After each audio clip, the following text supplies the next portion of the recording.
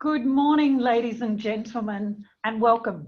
My name is Liz Ritchie, and I have the pleasure of being the Chief Executive Officer for the Regional Australia Institute. I'd like to warmly welcome all of our audience this morning to our third event in our Regions Rising webinar series. I'd also like to begin by acknowledging the traditional owners of this land and pay our respects to elders both past, present and emerging.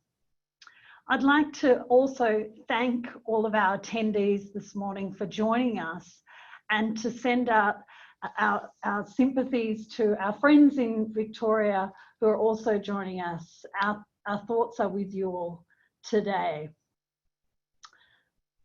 We're very delighted today to welcome our esteemed panel to join us for a discussion on regional renaissance, can we lead recovery? And I'm joined this morning by Alexandra Gartman, who's the CEO of the Rural Bank, Group Executive for Partnerships, Marketing and Corporate Affairs, Bendigo and Adelaide Bank. Ivan Neville, who's the Assistant Secretary, National Skills Commission, and Dr. Kim Horton, who's RAI's Chief Executive. Welcome to our panellists here this morning. Before I move into today's topic, I just wanted to extend our thanks to all of our supporters and stakeholders and friends who helped us amplify our report, The Big Movers, last month.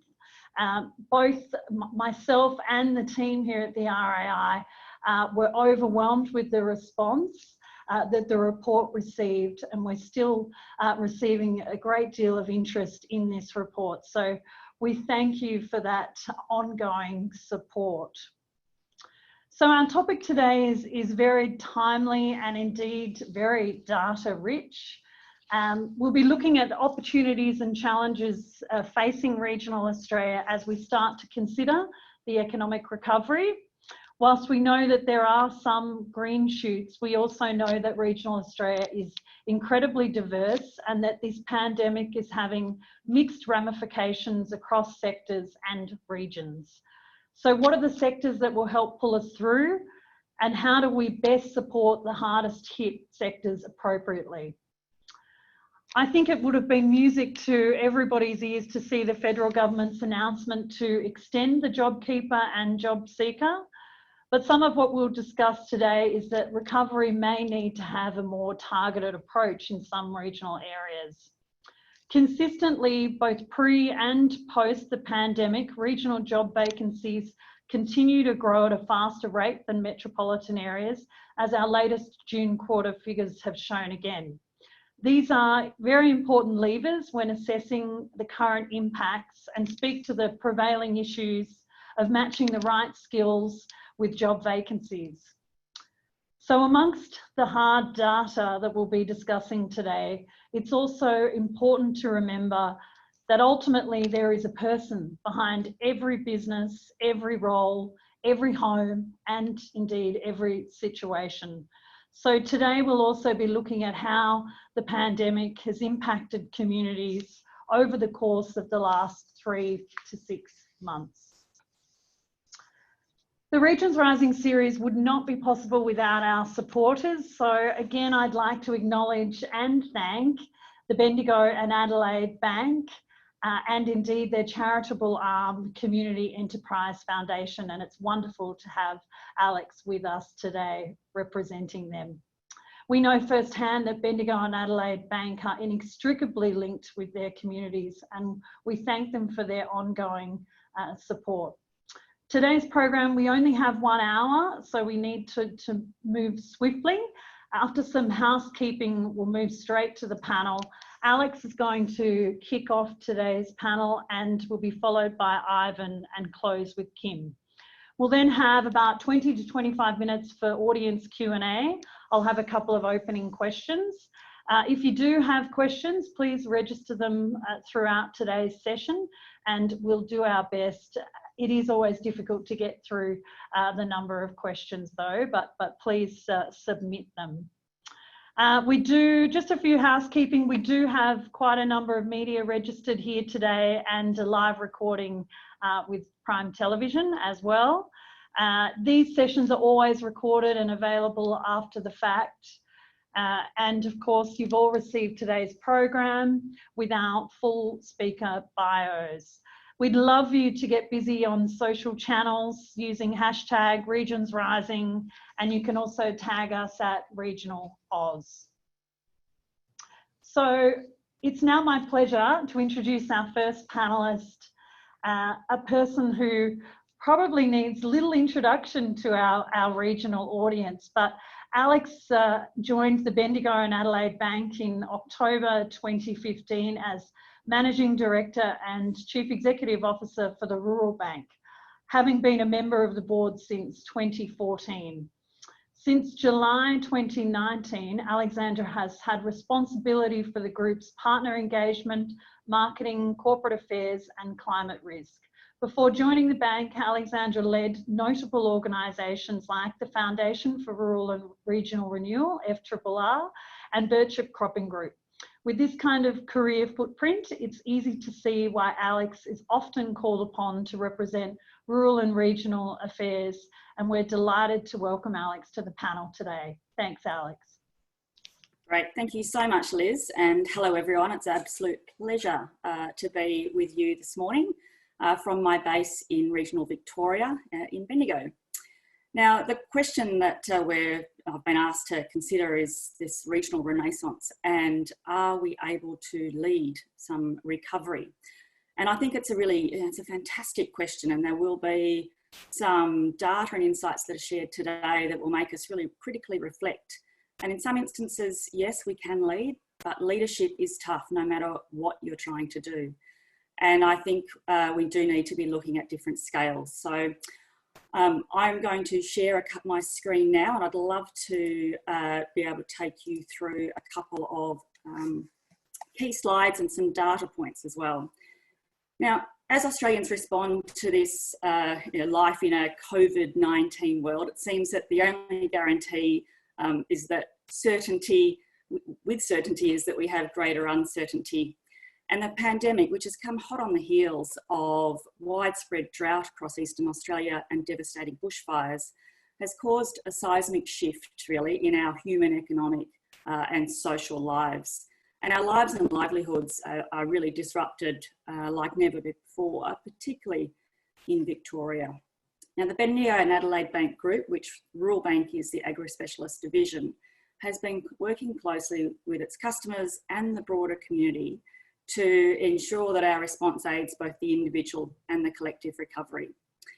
Now, customers and partners have been sharing with us some really valuable insights into what they're currently experiencing, as well as what's required for them to get through.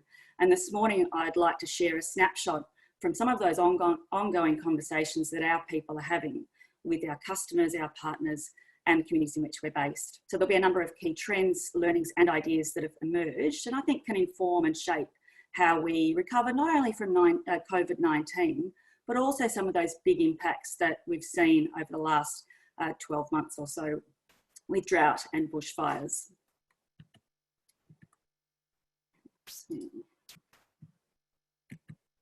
So I wanted to start off firstly with business customers, because that's a critical ingredient in our economy.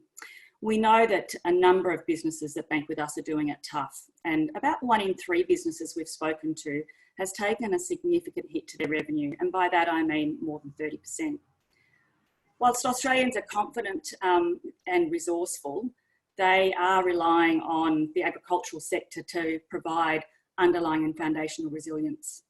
And despite the turbulence and disruption that was dished up even before 2020 started, agriculture is set to continue to feed, clothe, trade and deliver for Australian communities and economies. From our conversations, we know that 1 in 4 of the agri-value chain customers have had significant impact to revenue, which is slightly better than other industries.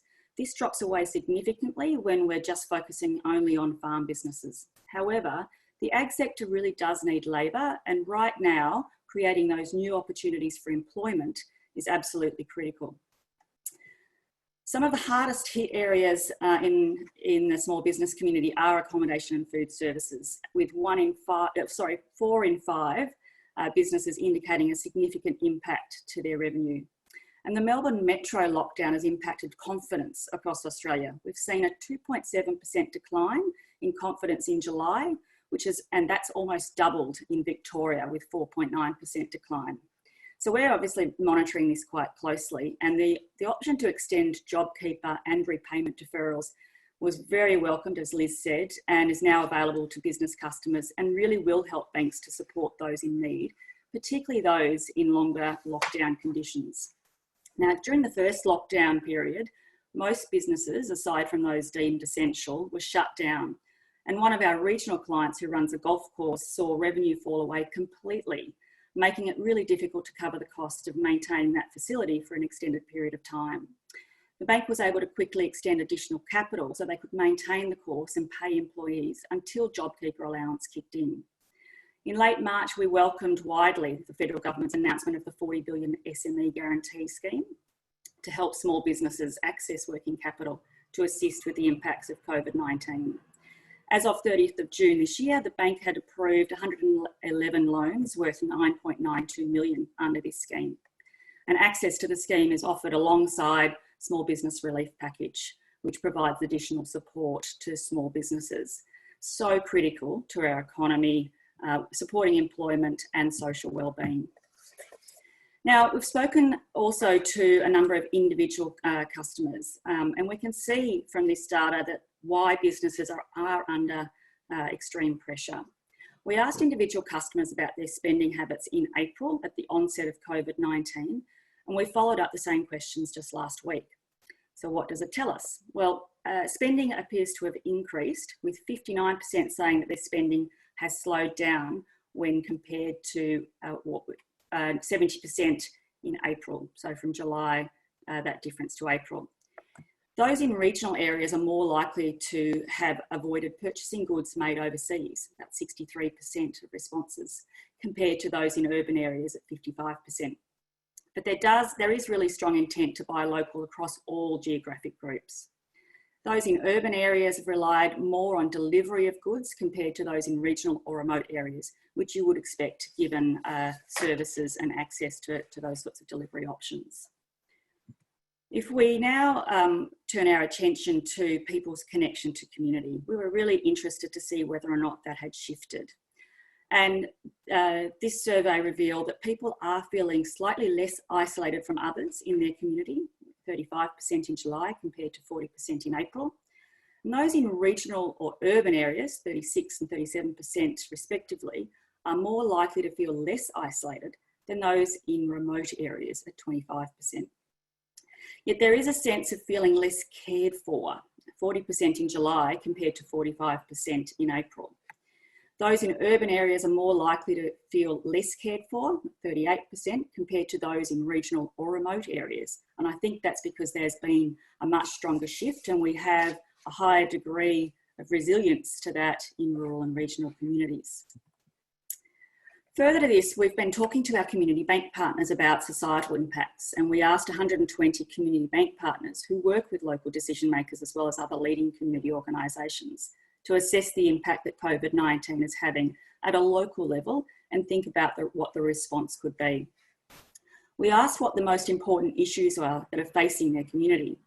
Now, 60% noted the effect was it was having quite a severe effect on community clubs and organisations and their concerns about this subsequent impact on social connectivity and cohesion. 48% talked about the impact on financial pressures, 42% impacting small business, particularly tourism, 40% were very concerned about mental health, and 28% with general health and safety, and about 20% worried about their community having the skills and capabilities to be able to adapt quickly to change. I think these are really important insights because they highlight the critical role that community organisations fulfil within our society, and these should attract attention and investment in order to tackle some of the challenges that really threaten both individual and collective wellbeing. We also asked our community bank partners to assess the impact COVID-19 was having on their community investment activity. Now, local coordination of capital investment is a really important element in leading just about anything. So last financial year, the Community Bank network nationally invested more than 24 million into local communities. I think that's a unique issue to highlight because it puts resources that are owned by communities into their own priorities. This money went towards about 9,500 community projects, things like building new change rooms and setting up new men's sheds for social connection, etc. But in the absence of activities that bring people together and create that physical connection, the onset of new community needs in a COVID environment meant that community strategies and investment strategies had to be reassessed. 22% of the Community Bank companies flagged that they weren't going to change investments immediately, noting that a lack of activity didn't necessarily equate to a lack of need.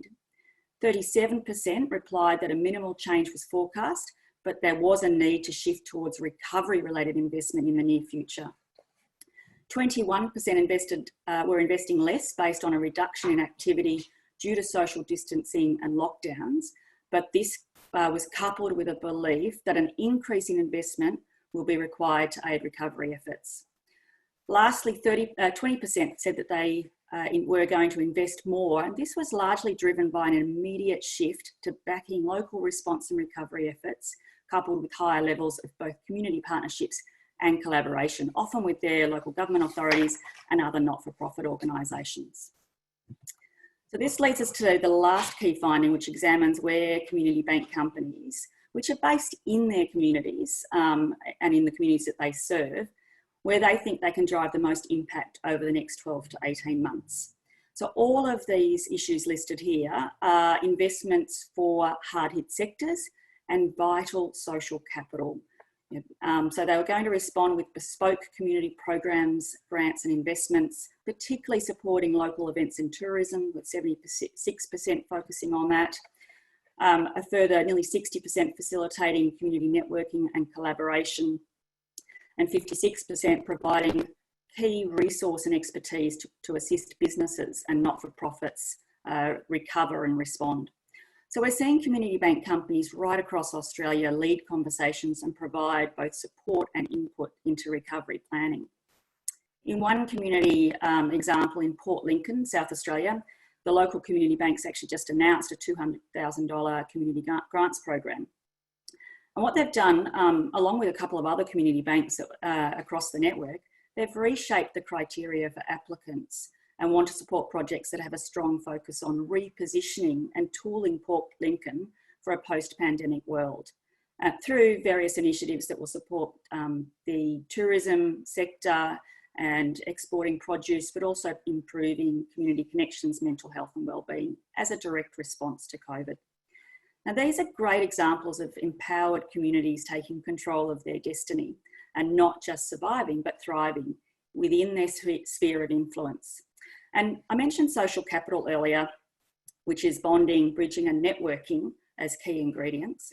And I think bonding within your community, bridging across local communities and then networking, that networking piece being really important now, because to lead, we actually need to coordinate in our own sphere of influence. And then we need to use our networks with other spheres of influence and other scales to align resources, capabilities, policies and investment. So to conclude, while the focus for our nation's leaders has rightly been focused on the immediate needs of COVID-19 on both health and economic impacts, we really can't lose sight of smaller local economies and the important role that they play in providing strong foundations for positive socio-economic outcomes. Now, our bank understands that and will continue to support and stand alongside communities. And I think standing alongside for the long journey, not just the short-term response, is really critical to drive investments in initiatives that build resilient people, resilient businesses and communities that are equipped and able to respond and recover, not only from this crisis, but the next one that will come our way. Liz, thanks very much for allowing me to provide a quick snapshot to that, and very pleased to participate in the Q&A shortly. Thank you, Alex, and no doubt there'll be plenty of questions for Alex when we come to our Q&A. Thank you for those insights. It's really great to have that comparative data across the community, and also to see the community banks' continued investment and support right across not just regional Australia, Australia at large. So thank you for that. Okay, moving to Ivan. Ivan Neville is the Assistant Secretary for the government's newly formed National Skills Commission. Ivan leads a team that undertakes in-depth analysis on a range of Australian labour market issues, including identifying the impact of COVID-19 on the labour market, and importantly, helping job seekers prepare for the changing world of work. So we're delighted to welcome Ivan today. Thank you, Ivan. Thanks very much, Liz, and I'm also very pleased to be involved with this session this morning. Even though the focus is very much on regions, and regions picking up from here, I think it's really important that we have an understanding as to what's happening in the labour market at a national level, and that's what I want to do this morning, is just take you on a brief journey through the labour market, and I'm desperately trying to. There we go. So look, what I want to do is just talk about what's happening in the labour market very quickly. So clearly, COVID-19 has had and is continuing to have a significant impact on our national labour market. I don't necessarily need to go through all of these numbers in any great detail, but this just shows really what has happened in our jobs market since March, and you can see a very significant fall in employment, 660,000 fewer people employed in June compared with March, a significant increase in unemployment. Our unemployment rate is now 7.4%, but I think that unemployment rate is not necessarily providing the true picture as to what is happening in our jobs market, because many people have now dropped out of our jobs market. And you can see at the bottom a significant fall in the number of hours worked. Just going back to the unemployment rate of 7.4%, if you add in the people who've dropped out of our labour force, and if you add in the people who are currently working 0 hours, they might still have an attachment to their employer through JobKeeper, the effective unemployment rate is 11.2, 11.3%. So it's just worth noting that people who are currently in receipt of the JobKeeper payment are counted as employed in these numbers. So without JobKeeper, the numbers would be significantly worse. By industry, between February and May, this chart shows the change in employment by industry, and not surprisingly at the bottom, accommodation and food services, so this will be the restaurants and cafes, significant fall in employment over that period of time. Arts, another industry where there's been a big fall, and even education and training, obviously with school closures and the impact on universities, it's not surprising that there's been a big fall in employment in those industries as well. A few industries just recording small increases in employment, but significant changes. I've been around labour market data for the best part of 30 years, and I have never seen anything like this. So, you know, I've lived through the early 90s recession, I've lived through the global financial crisis, but what we are facing at the moment is actually much more significant than those events. It's really a youth and female story. This shows the share of the fall in employment by age and gender. So females accounting for 52% of the fall in employment, even though they account for less than 50% of total employment. And young people, a third of the total fall in employment over that 3-month period has been accounted for by youth. And when I talk youth, I'm talking, up to about 25, something like that. A lot of young people have lost their job. And what happens with young people is they are always going to be at a disadvantage in any downturn in our economy and in our jobs market.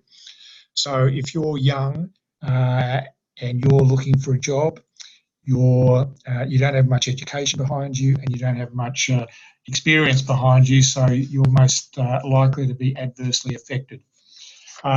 This is a chart that's not necessarily easy to understand, but it shows the increase in the youth unemployment rate and the national picture, and you can see on the right-hand side unemployment rates for both all persons and youth have increased. We're not at the same level as we were in the early 1990s. But as I said earlier, I don't think the unemployment rate at the moment is providing a true and accurate picture as to what's happening in our jobs market. This shows the change in employment and participation rate and huge declines over the last couple of months, in particularly our participation. So that's a lot of people just dropping out of the labour market. A lot of young people dropped out because they've lost their job and may not have been eligible for JobKeeper. A lot of women also dropped out of the labour market, partially due to the closure of schools and females taking on a greater share of the caring role in terms of their children not being able to attend school. If we look at what's happening across Australia, at the moment, it's actually the capital cities that are faring worse than the rest of the state areas. So you can see on the left-hand side of this chart, capital employment in the capital cities has fallen more than in the rest of state areas, and the unemployment rate is higher in the capital cities than in the regional areas. Whether this will continue, I don't really know. Clearly, the lockdown in Melbourne will continue this story. Generally speaking, though, capital cities do tend to perform more strongly than the regional centres, and that's partially due to the size of the market and access to jobs. But this is an interesting little picture that the capital cities are performing a bit worse than the regional areas. Some regions have been particularly hard hit. There's a lot of information on this chart, but on the left-hand side, you can see the change in employment. In northwest Melbourne, employment has fallen by 11% over that 3-month period. In the Sunshine Coast, employment is down 10%. Melbourne, the northwest Melbourne area has also seen a significant increase in its unemployment rate. Moving on to the next column, Cairns has seen a steep fall in its participation rate being, in very general terms, people who've either got a job or are counted as unemployed. It's not necessarily that you are in receipt of job seeker, it's that you are not working, looking for work and available to start work. The caseload, this is the people on the job active caseload, so basically working with a job active provider, some fairly significant changes, some fairly significant proportions of the labour force in some of those regions. So it does demonstrate that if we look across the regions, what is happening nationally, as significant as that picture is, some regions are being particularly hard hit, and some of the regions on this slide are already or were already disadvantaged prior to the onset of COVID-19. So those regions face more significant challenges in terms of recovery. Just to continue that story, my area in the Skills Commission is running small surveys of employers in particular industries, and we're getting a sense of what proportion of employers in those industries are recruiting. And again, that you can see in the line chart that employers in regional areas, a high proportion of employers in regional areas are recruiting compared with what's happening in the metropolitan areas. What concerns me as a labour market analyst, though, is the downturn that's occurring at the end of those lines, suggesting that perhaps the green shoots that we might have been seeing are disappearing somewhat. Again, vacancies were well down, significant fall in vacancies. This information is taken from the Skills Commission Vacancy Index, and prior to the onset of COVID-19, we were seeing roughly 170,000 new vacancies being advertised each month across the country on the websites that we were monitoring. With the onset of COVID, that 170,000 new vacancies per month fell to about 60,000 new vacancies per month.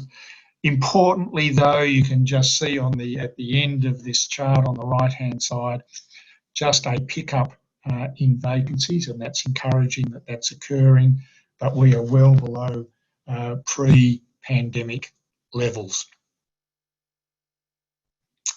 Change in recruitment activity. So this is the change in job advertisements across the country over that 3-month period. The darker the colour, the better the situation. So you can see that in some parts of the country, the change has been much more significant than in other parts of the country. Employee jobs. So this is information that a special survey that the Bureau of Statistics has been conducting over the last few months. Started to pick up from the low in mid-April, but you can see that just in recent times there's been a downturn again. So we are still some way from where we were.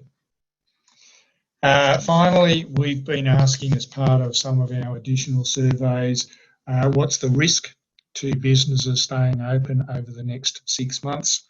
And not surprisingly, it's all about another COVID outbreak, with half of the businesses we spoke to saying another COVID outbreak being is the major risk, and employees contracting COVID-19 is another significant risk. And then related to all of that is the imposition of or reimposition of restrictions that will impact on trading. So that's a very, very quick trip through what's happening in our jobs market. The news is perhaps not surprisingly not all that good at the moment. There are some positive signs, but we really need to get some more data to get a better understanding as to what's happening. Look, thank you, Ivan. Absolutely, we need to continue to watch this very closely, and we appreciate you giving us that stark reality setting. As you said, that there were some green shoots, and I know that Kim's going to speak to some of these in a little bit more detail. So thank you, Ivan. I know there'll be a number of questions. We'll be coming back to you. So next we have Dr. Kim Horton, who is our Chief Economist here at the Institute, joining us from Hobart today. Kim is, of course, heads up our research and policy at the Institute, but he's also a well-renowned leader in regional economic development, using evidence-based research to instill practical applications to provoke better policy thinking. So it's wonderful to have Kim joining us today. Thanks, Kim. You're on mute. There you are. Thanks, Liz, and thanks very much to Alex and Ivan too for setting the scene really well. It looks to me like it's pretty clear that you know, the national labour market is in a pretty bad way at the moment. These are sort of trends and patterns that we haven't seen before, but communities are responding, and it was nice to hear some really good stories from Alex about how individuals and how businesses are responding. So I want to take those two aspects, the community and the national labour market picture, and have a look at what's happening in regions, because I think one of the challenges with looking at regionals versus metro is regions ain't regions. There's a big diversity at the moment in different places and how they're performing. This is a simple chart, and some of you may have seen this before. I found it quite a useful thing that was done by Terry Rawnsley and his crew at SGS Economics and Planning quite early on. They used their national model to forecast what gross regional product would look like across different parts of regional Australia, and they did this forecast quite early on in the COVID crisis. But they rolled together they factored in bushfires as well as their expected COVID impacts. Now this came out quite early, but I think what's really profound in this one is you can see that there are both the blue areas are good. So in blue areas they are forecasting growth through to the end of last financial year for all those local government areas. And the orangey red areas, the darker the red, the more negative the fall, the negative growth. So I think the big picture there is one that I'll just tease out a little more over the next couple of minutes. There really is a great diversity. So when we talk about regions versus metro, we really need to look at sort of regions versus regions too, because you can see that there's a lot of mining and ag areas we're projected to have a little bit of growth over that financial year, but bushfire affected areas, you can see that big red triangle down on East Gippsland, other ones down southeast New South Wales, Kangaroo Islands, dark red. They are all projected to have fairly savage falls in gross regional product over this period, as were other places, other dark red dots around Broome and Cairns, for instance, which are places that would be hit very hard by the stopping of international tourism. So a really diverse picture for regions. Why is it so diverse? I haven't talked about this too. The COVID restrictions have really hit a few industries very hard. This tablet done by the ABS shows that the size of the box is the number of the share of each industry in the count of all businesses. So there's lots of construction businesses in the economy. So so the construction has quite a large box. The colour of the boxes is how many of those, what proportion of those businesses were still operating as at the end of March. When those restrictions first came in. So the darker the blue, there's most of those businesses are operating. What you see is 3 businesses where those colours are orange and red. So at the end of March, around only 70% of accommodation and food service businesses were operating. That fits in with what Alexandra was saying somewhat closely. About 65% of information, media, arts and communications. That is around performance and media programming. And then less than half of arts and culture and recreational services business are operating at the end of March. So if your region has a good base in those orange and red businesses, it will be hit much harder than regions that don't. And that's what we'll see over the next couple of slides is different angles on that whole pattern. So I think new payroll jobs data is coming out today and tomorrow. So this is based on data up to the end of May. It picks up on what Ivan was pointing out. So this is sort of real-time jobs, really, as measured by the by the ATO through their single touch payroll system. Much faster, much quicker response than some of our longer-term business surveys, but it measures slightly different things. So it's the actual number of people on payrolls across the country. The hardest hit areas, the areas with the largest falls in payroll jobs across that COVID period through to the end of May, were, as Ivan said, the ones with often some sort of structural unemployment issues. Southeast Tas, Warrnambool, Southwest Victoria, Launceston, Northwest Vic, all areas that have had sort of persistent challenges with some parts of the labour market, and or places with that are somewhat undiversified and have that heavy reliance on hospitality and tourism. So for those places, JobKeeper has been an absolute lifeline, I think, for a lot of parts of regional Australia. The Treasurer gave us some figures a little while ago about the numbers of businesses on JobKeeper by postcode, and it really showed that in the central business districts, Sydney and Melbourne, lots of businesses on JobKeeper, they were top of the list, but as a share of the businesses in those places, you're looking at around 24 or 27%. Kick that out to a regional place, Cairns, clearly the international tourist stopping has had a major impact there. Almost 4,000 businesses on JobKeeper just in the Cairns CBD. This is not wider Cairns, this is just the Cairns CBD postcode, which on our counting is about 44% of all those businesses. Similar levels for Service Paradise, dropping a bit for Toowoomba and Southport, but Nerang was also having a very high proportion on JobKeeper. Now, when you go more regional, there are pockets of places that are smaller, so there are smaller businesses there, smaller numbers of businesses there, but a much even higher reliance on JobKeeper. So places like Yamundi, Byron, looking over 50 or 60% of businesses in those places as relying on JobKeeper. Now you flip that around, there's a whole lot of other postcodes where there's less than 50 businesses and down around sort of 9 or 10% of businesses that are on JobKeeper, and they are the more rural places. So the places that are reliant more on mining and more on agriculture. And I think this is the story that Alexander was telling us too about how that plays out differently across more rural communities. There's much less reliance on JobKeeper and there's much more ongoing contributions to the national gross regional product coming from those places that's continuing.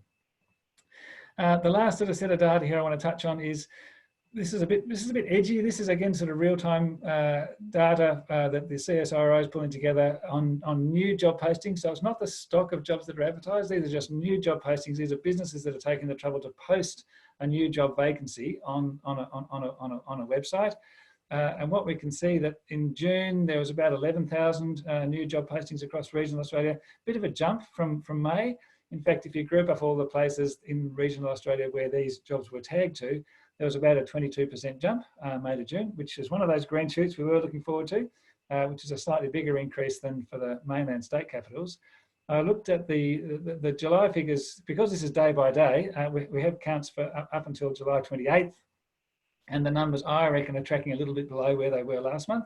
So I think this reflects what Ivan was saying. There's some signs of a sort of re-emergence to some parts of regional Australia, but I think overall, I think the total number of jobs I reckon that we'll see advertised, new ones posted for July, I reckon will be the same or perhaps even slightly lower than June, and that's reflecting some of those Victoria challenges. But very much dependent on where you are. So there are signs emerging now of employers finding it hard to recruit people, either sort of outright shortages of labour or shortages of skills in different parts of Australia, particularly we think in Queensland and WA. It's kind of hard to measure that exactly, but we are certainly hearing stories from time to time of how that's playing out. Now, looking forward in terms of roles that regions can play in a revival, I think those places that are based in mining and agriculture have got those supply chains. They haven't been buffeted quite as much as other places. I think they really are very well placed to provide a major contribution. But one of the challenges, I think, to regions is this. I mean, Zoom has been wonderful for all of us because it's allowed us to keep in touch, but it has reduced the amount of sort of traffic to and from regions. There's another behavioural change that I think is a bit of a challenge for regions is this spending pattern. And Alex had some really nice data about people's changing spending patterns. This data has been put out basically every week or two by Alpha Beta and using Ilion tracking of consumer spending, and it shows a really sharp drop in around March, end of March, when that first stimulus came in, offsetting the big drop in discretionary spending, which is the bottom line there, and essential spending, the darker blue line in that March period. You can see both of those collapse, so we basically stopped buying a lot of stuff. Came back pretty quickly though, so by the end of May, our overall consumer spending was pretty much close to what it was this time last year. And if you look at this last fortnight they had data for up to the end of early July, you see this big kick up in discretionary spending. Funnily, so we're looking at about 20 to 25% more spending on discretionary items in early July than we had this time last year. They put that down to the $750 that was being paid to a lot of taxpayers and extra spending induced by people taking money out of super. Now, that's good for the economy overall. We've got more spending, we've got more consumption, but I think the kind of direction that some of this spending is going in is not really well suited to a lot of regional suppliers. I think we are seeing a shift to more online purchases, which will take some of that purchasing outside of a region. And we're seeing some of these shifts in the last month or so. People who are not travelling, who are being at home, there does seem to have been a bit of a surge in consumer durables, white goods and those sort of things, and kitchen renovations, which sometimes work local, but sometimes will draw from a wider service area. So there are some signs, I think, of these changing consumer patterns, which may not be an outright positive for regions. So if I line up some of those sort of things, what role can regions play in recovery? Will a regional renaissance be positive? you know, it really has got to be on the one hand, on the other hand kind of scenario here. I think, yes, the upside is if you're in mining and agriculture, that those ones are doing okay. We're seeing some labour shortages emerging in those industries. New job postings are continuing to grow in regions. There are fewer infections and the restrictions are less in most regional areas. We have seen very creative business responses and a shift where businesses are selling online, which this is very much a two-way street, regional businesses selling online. And I'll talk about one of those to finish off in a minute. Consumer confidence in regions is reasonable. And there's been some interesting data around domestic travel intentions that shift from people who wanted to travel overseas now intending to travel locally. There is some good data that suggests that is a fairly strong pattern. And of course, lastly, there's this work from home revolution, which allows us to work from many different places rather than just be locked in a city. On the downside, we have the legacy of the drought and bushfires. For many places down the southeast, they've had 6 months without income, 6 months without customers. That's very hard for a business to sustain that and to continue to sustain it over another 3 or even 6 months. International tourism is stalled. That's really impacting on those areas that have relied on that. Cairns being a classic, Broome being another one. We have these deep and highly localised economic troughs, economic holes that some regions are in. So when we look at the overall regional picture, I think it's really important from a policy perspective to remember that some of our places really are going to be in deep trouble for quite some time. And this is why the Institute started to talk about the need for more place-based responses now. Thus far, our national responses have been very uniform. Everybody accesses the same sort of help, which is great.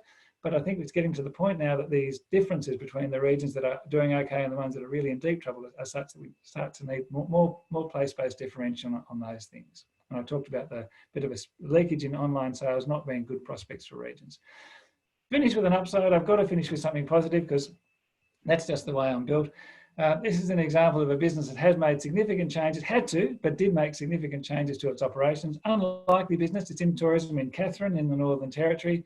Tom and Annabelle used to focus on running a touring their horse-related show in the wet season when it was too wet and the tourist numbers were too low in the NT. They'd take that travelling, but then did Katherine-based shows in the dry when the tourists were coming through. Now, both of those were hit by COVID. There were no tourists coming in from overseas anymore, and they couldn't travel the show either. It was physically impossible. The borders were closed. So they pivoted. They changed their business away from a focus on visitors and focusing back much more on their local and regional community.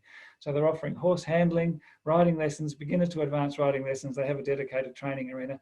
What's happened is that all the staff have stayed on board. JobKeeper has been really important for them, but they've shifted their customer base from a sort of external customer base, whether it be international visitors or taking the show travelling, to a more regional customer base, and that seems to be working pretty well for them. And they're looking forward to doing a couple of additional things like online training and working with wholesalers to try to make tourism wholesalers to get the package wider than other places. So I think, lots of us have seen some of these really nice examples of places around regional Australia, businesses around regional Australia that have taken the time and made a big effort to change what they do. And it's this kind of action which I think will provide the foundation for a good, strong recovery in many parts of regional Australia. Thank you, Kim. Thank you to all of our panelists. Look, I do have a number of questions coming in, but I'm just going to kick off. We've got about 10 minutes roughly for Q&A. I wanted to start with Alex and your comments on agricultural sector. I was lucky to get home briefly on the weekend to Deniliquin in Southern Riverina. As a farmer's daughter, he was very pleased and proud to drive me around the paddocks and show me the health of the crops and indeed, I guess, the buoyant optimism that we're seeing across agriculture, which you mentioned. So it was really pleasing to see that only 1 in 4 ag businesses were feeling that severe impact.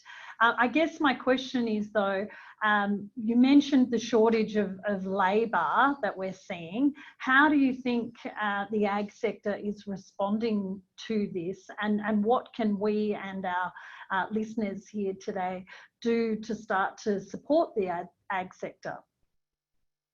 Great, thanks Liz, fantastic question. And I think it is great to recognise that agriculture, it's had a tough run, and 2020 is looking up for the sector, and so it is often counter-cyclical to other key drivers in the Australian economy. So recognising we've had great rainfall across Australia, which has changed some of the sentiment, particularly across eastern states.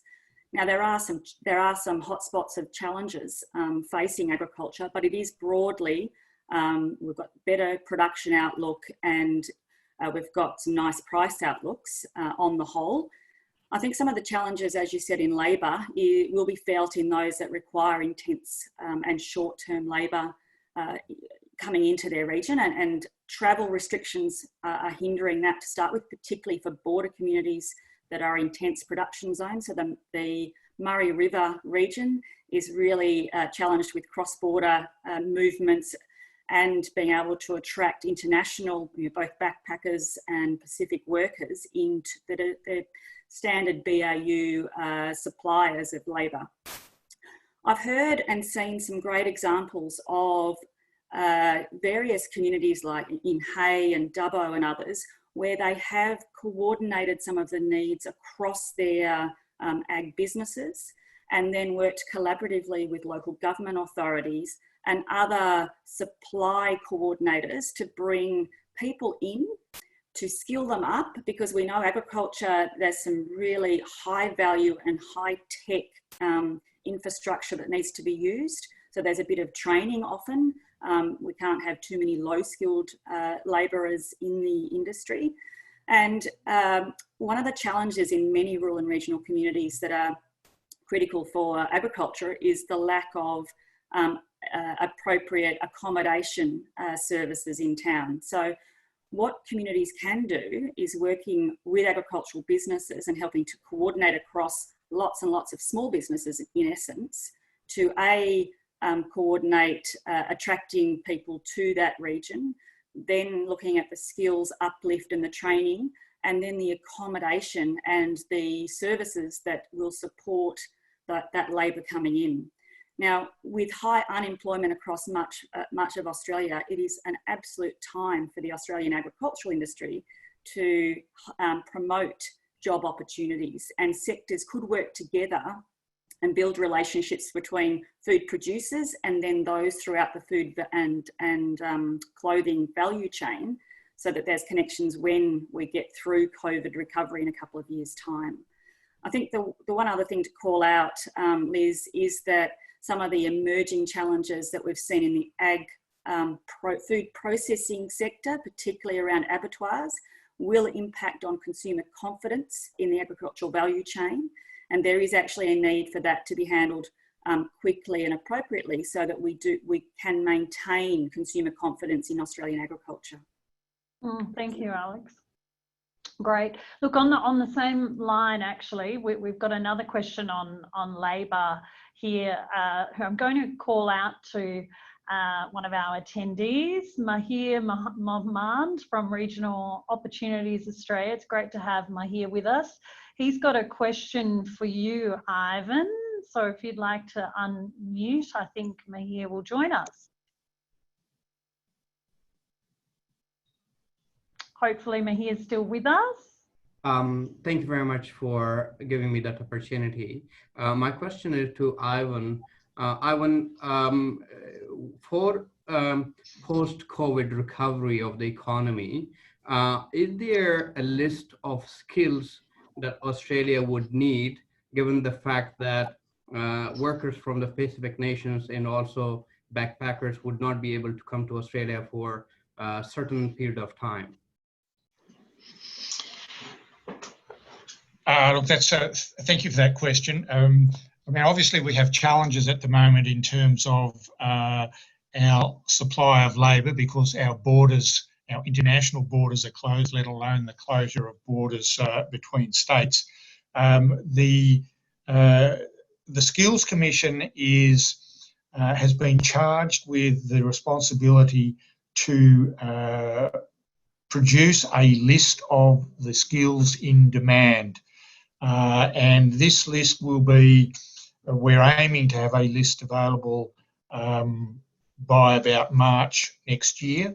And that list will then be provided to other users, such as the Department of Employment, the Department of Home Affairs, to use that list for training purposes or for migration purposes. So the government and the Skills Commission is already looking at a post-recovery phase. The challenge for us is that our borders are still closed, and the other challenge for us is we don't really know how long or how wide or how deep the crisis is going to last for. But it's something that we are very, very conscious of, and the government is putting a lot of focus on the need to train and retrain particularly those people who've lost their jobs, so that they can take up some of the opportunities that may have gone to other people from overseas. Great, thank you, Ivan. And the next, I'm getting some great questions in, and I'm sorry I won't get to them all, but the next is a question we've got from Scott McArdle. Scott, hopefully you're still with us. You might introduce where you're from and representing today. This is a question for Kim. Kim, thanks for taking the time today. Look, I'm interested in your perspective. You mentioned some information there around some of the structural weaknesses of some regions and those other transition challenges that we know are across the board.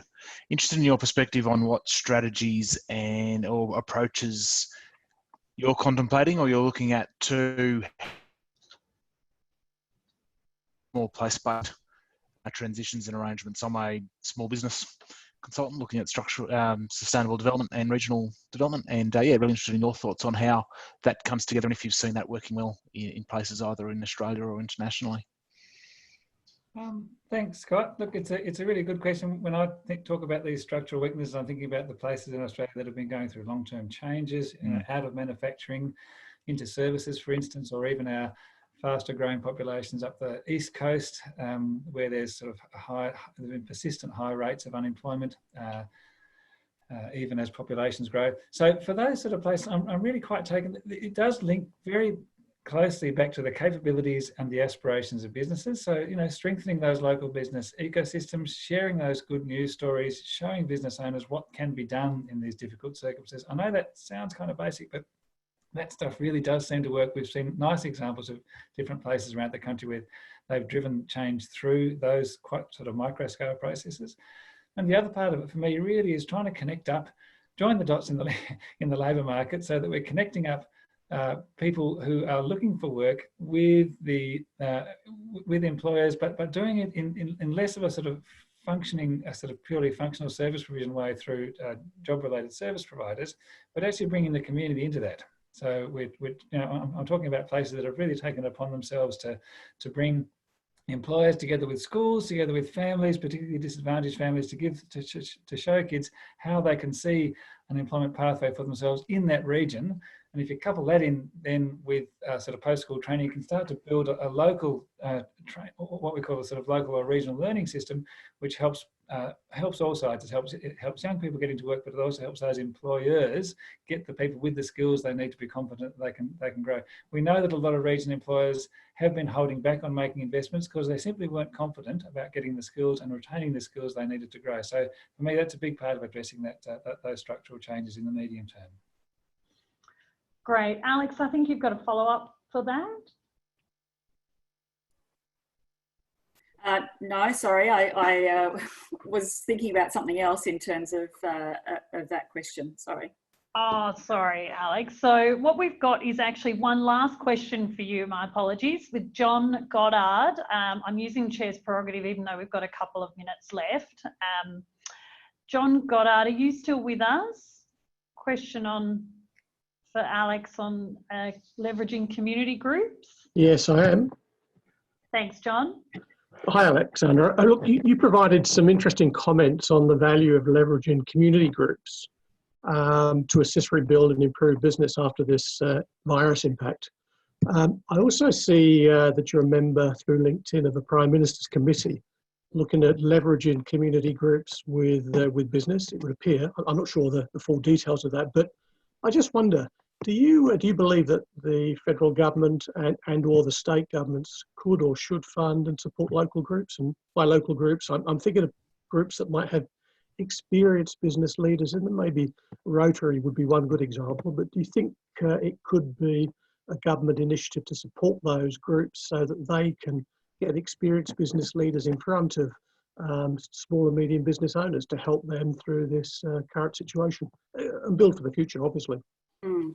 Great question, John. And I am an absolute advocate for making sure that we facilitate and resource a sharing of learnings and insights and experiences across the charity, the not-for-profit / community, corporate and government sectors. And I think that there are experiences amongst each of those sectors, and often individuals who have moved across those different organisations and sectors themselves.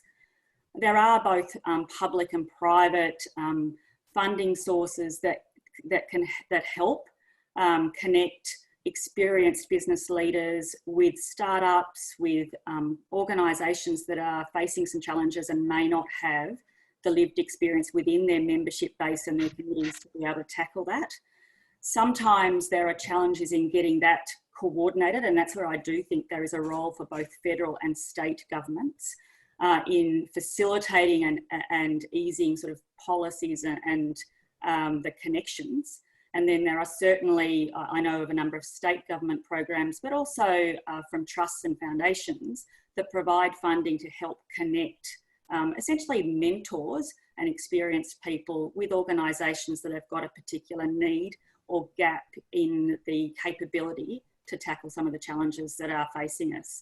I think it's also worth calling out that for any organisation to stand up and lead in this space, we do have to recognise that any historical underinvestment in leadership and local and regional capacity will mean that we will respond slower, and it will be more challenging because we're having to catch up with investment and the development of leadership capability and skills. And that means that people able to self-organise, coordinate and access those networks and those funding sources to drive things within their community. But thanks for the question, John. Thanks, Alex, and thank you, John. Look, that does bring our session to a close. I'm sorry about all of the other questions, but our panelists have offered to answer those questions after today's event, so we'll seek to coordinate that. Again, thank you we said the session would be very data rich, but it was wonderful to hear those real life examples coming from the community as well. I think we've heard that regions do have a number of comparative advantages, but of course, as Ivan's reminded us, we do need to be really measured. We do have a long road ahead to ensure our economic recovery. So there is much work to be done. I think here at the Institute, we're very focused on skills and filling and skilling, working with all of our different jurisdictions through the policy forums, but also working across our Regional Australia Council, which is the corporate council that we've formed recently. And I know there were some questions coming through on that about how big business can think differently about flexible work. This is really what we're calling our regionalisation strategy. So we'll bring you more information in our future webinars on this matter. Here at the Institute, we're also working hard to build the national campaign. And it's a really important time to bring this to life because, as we've heard, there are opportunities in the regions and we need to do everything we can to showcase those opportunities to our friends in metropolitan areas so that they may consider moving their lives to the regions. So this is something we're also actively working on. For listeners out there, we are still building the base through our Regional Activators Alliance. So please reach out if you're interested in being involved. Again, thank you to Alex and the team at Bendigo and Adelaide Bank and your Community Enterprise Foundation.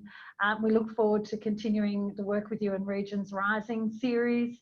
And thank you to Ivan and to Kim, and have a lovely day. We'll be in touch soon. Thanks very much.